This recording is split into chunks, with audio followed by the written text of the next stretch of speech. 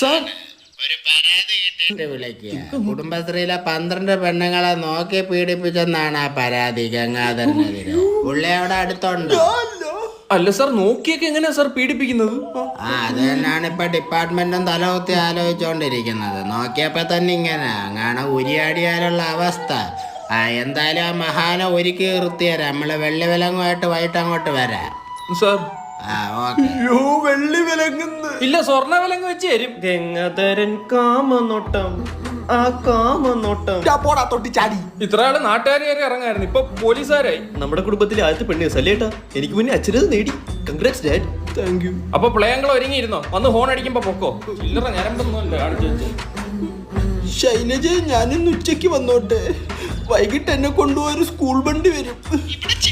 ഒന്ന് മനസ്സിലാക്കി ശൈലജ, നീ അവസ്ഥ ഉണ്ടല്ലേ.